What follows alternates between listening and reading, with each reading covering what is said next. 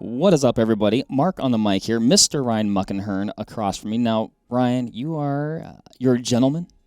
You're classy. You appreciate the finer things in life as it relates to sporting items. You're a gun enthusiast. You're, I'd say, more than an amateur historian when it comes to fine firearms. I'm not paid to do it, so I'm still an amateur. Oh. Amateur. Okay. Yeah. You like wing shooting. I do. You are a rough grouse aficionado. I like to chase them.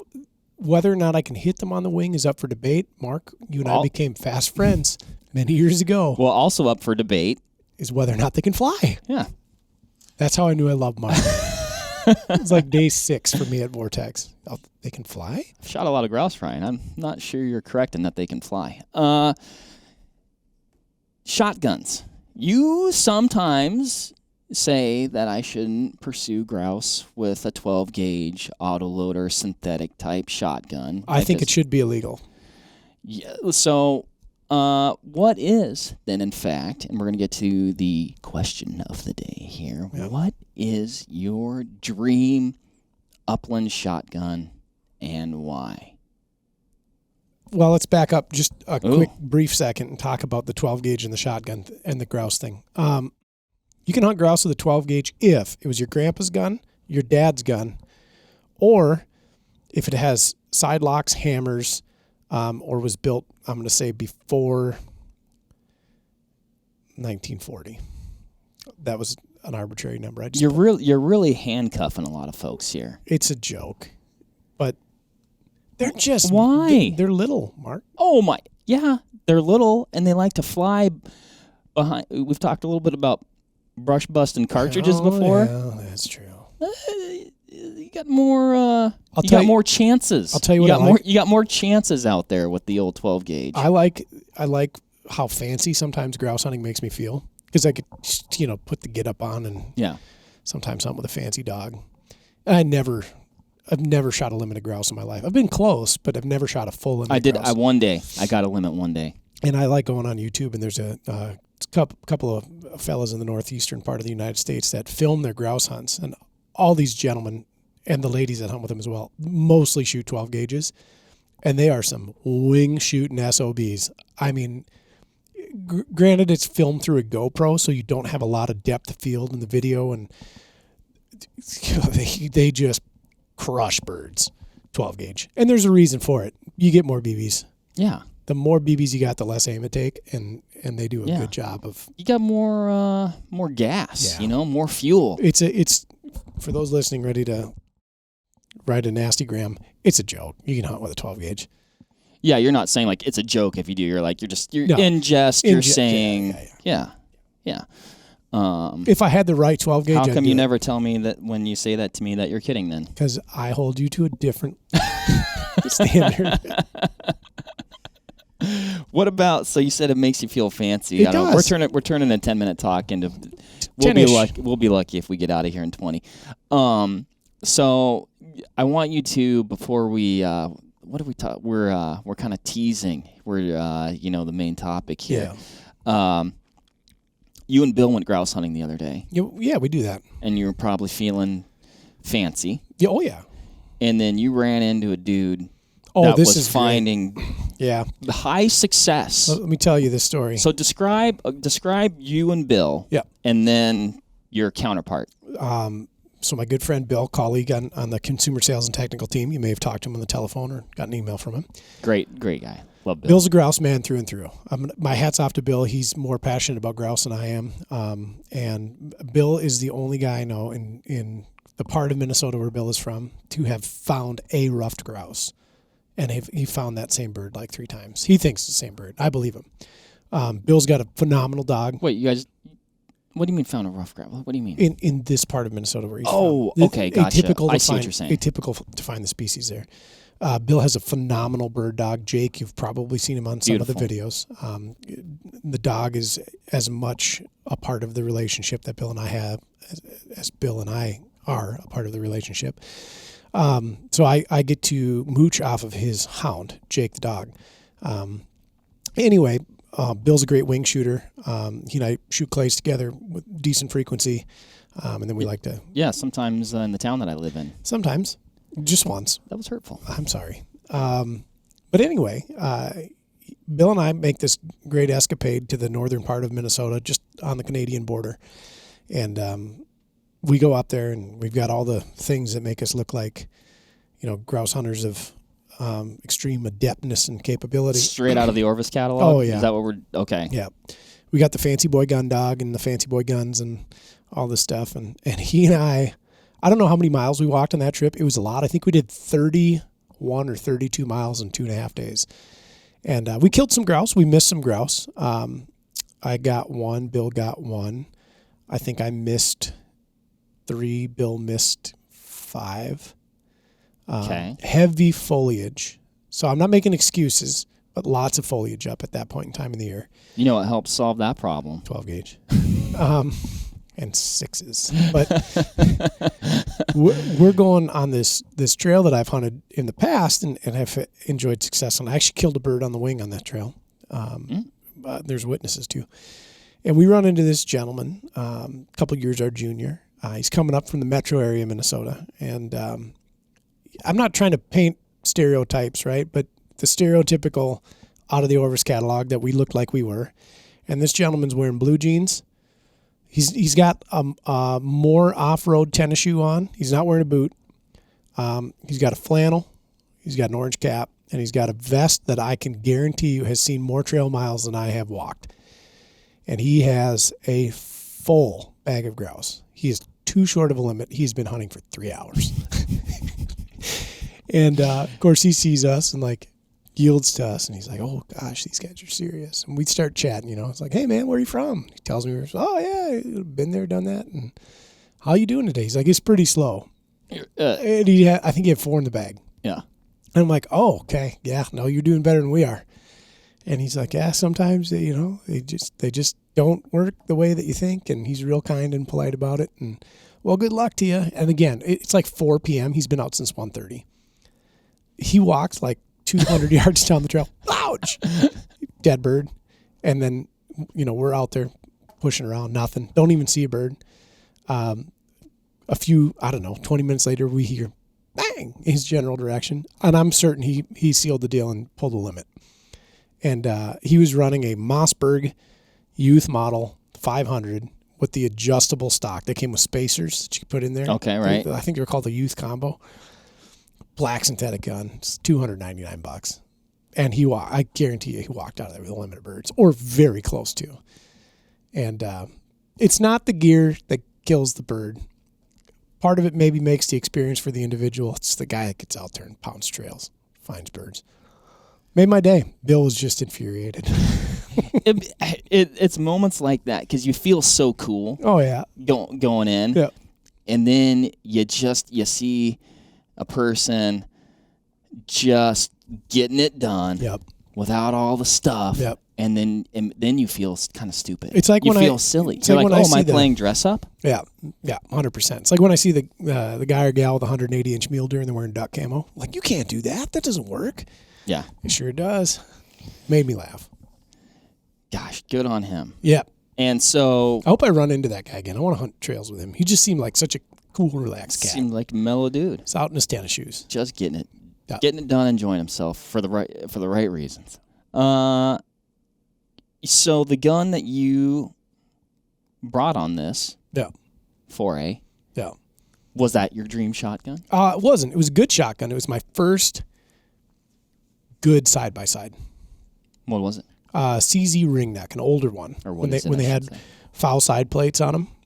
So it looks like a side lock gun. It's not. It's a box lock. It's a 20 gauge. It's a 26-inch gun, which isn't ideal.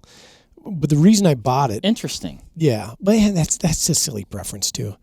The purist says, oh, you ought to shoot a 28-inch or a 30-inch gun, which is not true. I shoot that gun very well. Wait.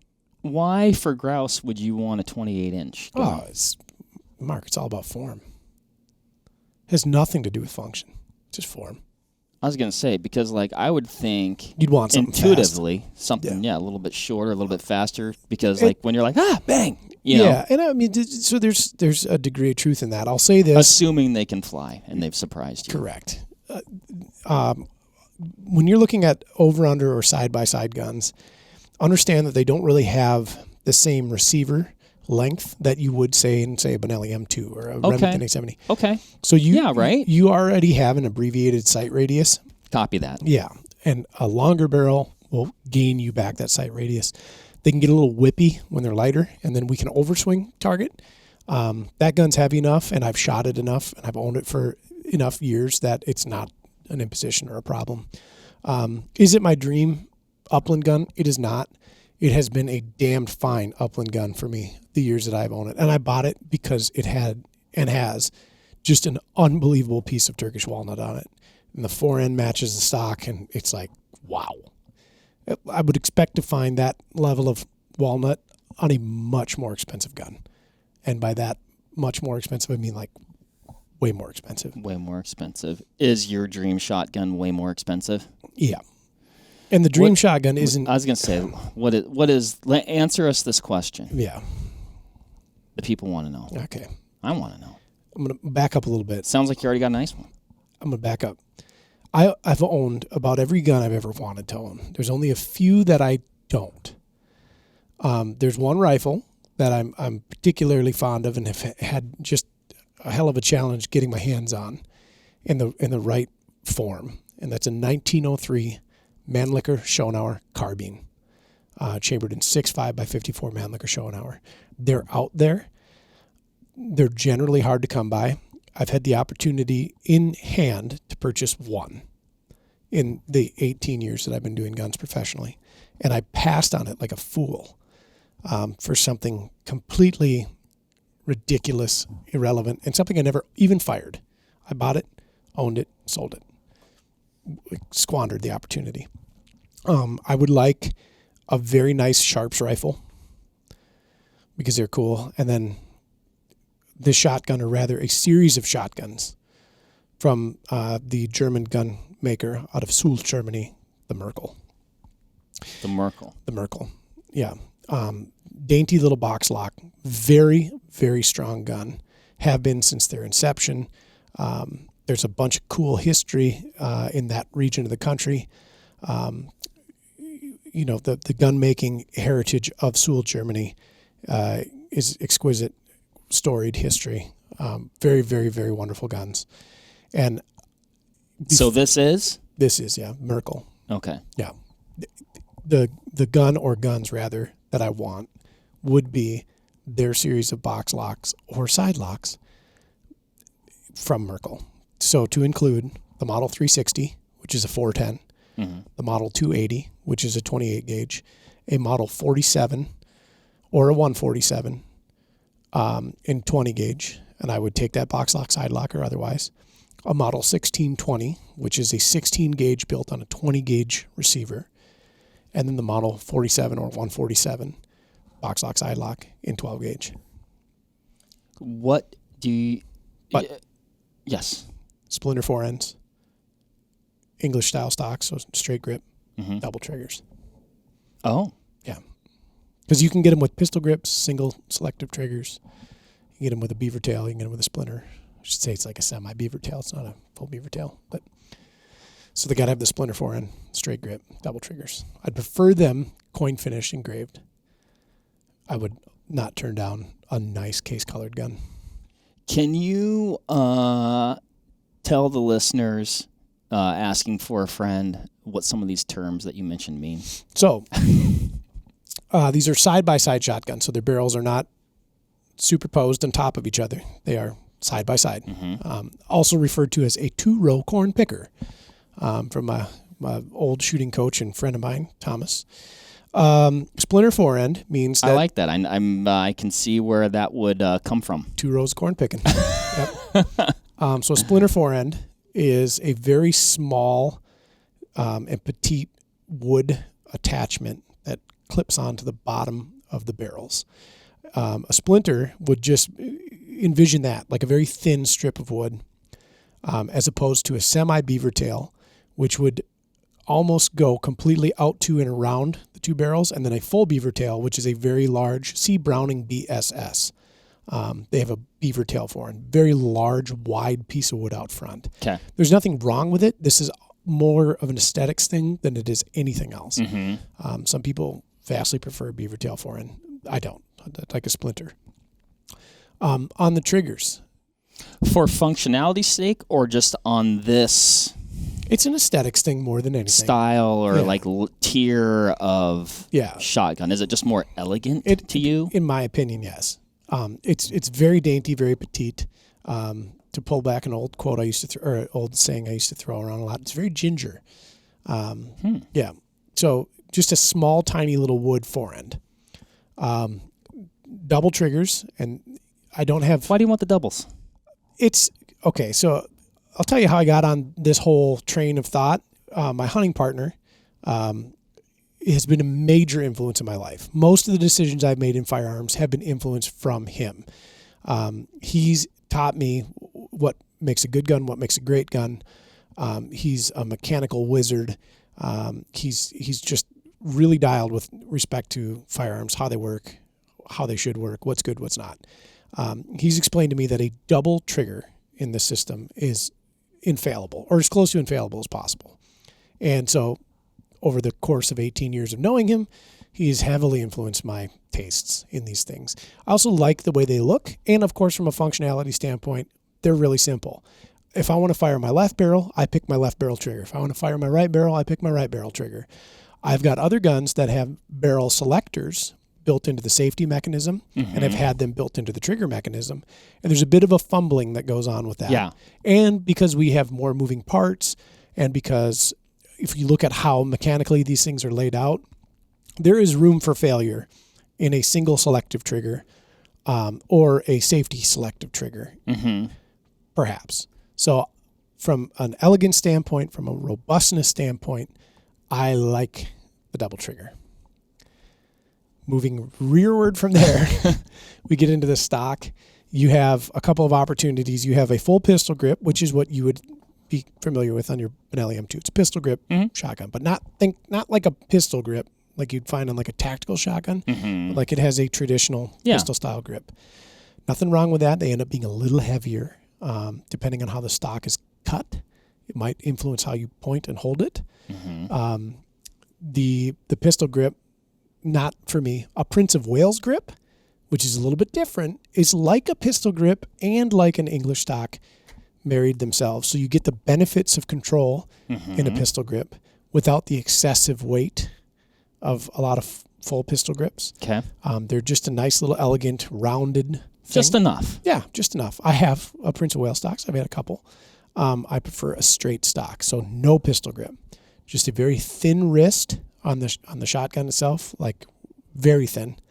Comes off the receiver tangs, goes into the comb, goes into the heel and toe of the stock. Just is it fragile? Beautiful. Sounds fragile. It could be. It could be. I mean, if you fall with a pistol grip stock and you land on it wrong, you're going to end up in a world of hurt anyway. But I was hunting with a guy one time. We were hunting quail, and a really nice guy. And I don't know what shotgun that he had, but judging it fits the description of what you're talking about, and he was very proud of it, and he talked about it, and then he took a digger and landed on a rock and put a big dent in the barrel and gouged the stock. Judging from his reaction, he was not pleased that had happened. These are the risks that we take. I have not fallen while grouse hunting in many years. Part of that is you are usually walking a pretty accessible trail, but just be cognizant of where you put your feet. Try not to drop your gun. Yeah. It would hurt. It would hurt here. But that's the skinny. I like a nice piece of walnut too. What makes a good piece of walnut? Good figure, good grain flow. So when you look at that stock, by figure I mean things like fiddle backing, when you can see the grain lines. How high is the contrast between those grain lines? Does it have like a three-dimensional effect? Is it a beautiful piece of wood, or is it, as we would refer to, peach crate, where it just looks like wood? I like wood that has decent figure in it. And then the grain flow has to be appropriate up through the wrist to the receiver. We want a strong stock. It was very attractive. Mark is looking at me like I'm just nuts. It's a shotgun. That's what he's saying inside. No, I mean, it sounds, hey, I get liking things for sometimes reasons, not reasons unknown, but reasons that probably defy practicality. Debatably. Yeah, debatably. I think a nice gun is a gun you're proud to own. And the gun that you're proud to own, that you can actually shoot well too, if that's another big part of it. There's like a boost of confidence. We talk about this too, like rifles you can trust. There are good rifles, they shoot good, and then there are rifles that you can trust. It's so funny you say that, yeah. And you have one. Yes. And it's a rifle you can trust. And it just seems like it can do no wrong. And I think that part of that comes from a nice shotgun. Is it over the top? Yeah, maybe, I guess. But man ought to own something that he's proud of. I like also that, is that a saying from something? What? Or is that a man ought to, or what'd you say? A man ought to own something he's proud of. I mean, it's just the way I feel. Yeah. Yeah. It makes sense. Maybe. It's a pretty big, we asked about your dream shotgun, and there was 5? Yeah, 360, 280, 47 or 147, 20, 1620, and then a 47 or 147 12 gauge. Yeah. That's a lot of dream shotguns. It's a handful. I mean, it's the full complement of upland, right? So 410, squirrels, rabbits, maybe quail. It's an expert's gun, though. Never get a 410 for a kid. I mean, really, we're talking like the threshold of insanity. I went rabbit hunting one day. I did it a couple times with my 22 over 410. Yeah. And man, I was really wishing I had those second couple shots. Or literally any barrel. Because I never ended up using the 22 capability. Yeah. It was always just like, bang, damn it. Yep. So the 28, quail, grouse, even pheasant with the right load. The 20 is probably the most versatile upland chambering. I mean, from squirrels and rabbits to even really big upland, think like sage grouse. You get a heavy payload. 16 gauge it's a gauge that nobody loves for no good reason. So it's like one of the most perfect gauges too. And then 12 gauge is, bigger upland if you're hunting late season roosters or sages or any bird that's going to bust in heavier cover or at longer distances. Having that extra payload's nice. And then, I'd hunt waterfowl with them too if I ever hunt waterfowl again. I think that'd be fun. It'd be on a very nice day. I've got guns for sprinkly days too. I've got guns for sprinkly days too. Yeah. If we hunt grouse together sometime this year, which we've been saying this for 10 years. I've been here 8, and so we've been talking about it for 8. Yeah. Can I use my 12 gauge if I use my Browning A500G? Yeah, it's fine. Do you own a 20? No. Okay, you can use your 12 gauge. We're gonna have to clean it. Okay, deal. Ryan, thank you. Yeah, it's my pleasure. This was a fun conversation. It is. It's fun to hear about these fine firearms. Shotguns are works of art. I generally find shotguns more lovable than rifles. And I like rifles, but man, do I like shotguns. Yeah. It just seems like there's a little bit more to them. Not more to them for some reason, but there's more. I know what you're saying. Maybe more history or more tradition. It's a richer, warmer tone. Rifles are a very utilitarian piece. Some rifles. Most rifles are pretty utilitarian. They serve a function. They need to do that function. And beyond that, oftentimes they just... Like a rifle might carry sentimental value sure. and be very important for a variety of reasons. But like you said, like a little bit more utilitarian, where this, like, the reasons for carrying a certain shotgun, like the ones you describe here, go beyond that. Mostly I just want to look like something. Yeah. Yeah. And then just be brought crashing back down to earth when you meet the dude in his jean jacket, and a crush pack of smokes, just crushing grouse, and you're like, throw your hands in the air. So, I like it, Ryan. Yeah. Well, let's. Gosh, I'd love to try and shoot a bird with you this year. Let's do it. Let's try and make it happen. Okay. You know what gets in the way? Families, life, and antlers. Not for me so much. At press time, I have yet to fill my archery buck tag. Mark, me too, but I'm not losing any sleep over it. Oh, I'm losing a lot of sleep over it. I'm planning my entire late season right now because I'm for a variety of reasons, I am not going to be able to hunt the tail end of the archery rut here, which is going to thrust me right into rifle season, and then, then it's trying to get one of them late season bucks down, which I'm mentally committed to giving it a try. So you can find grouse most places. Just walk in, find them, flush them, shoot at them, miss. I missed a woodcock the other day. Did you? I got a tree. Was that this last weekend? It was. I got a tree. Yeah. It's about a 2.5-inch diameter aspen. Took most of the pattern. So, how'd you know it was an aspen? Because of the way it is. Huh. Yeah. Correct answer. All right. We're way over time here, everybody. But a topic as important as this one requires a little bit more time. In fact. You can't rush perfection. You can't rush perfection. No. So, Ryan, as per usual, thanks for joining me. It's always good chatting. Thanks, everybody, for listening. Yes. Do you have a dream shotgun? What's your dream shotgun and why? And what gauge is it? And what gauge do you think is the most appropriate to chase grouse? Until next time. Yes. Thanks for listening. We'll catch you on the next one. See ya.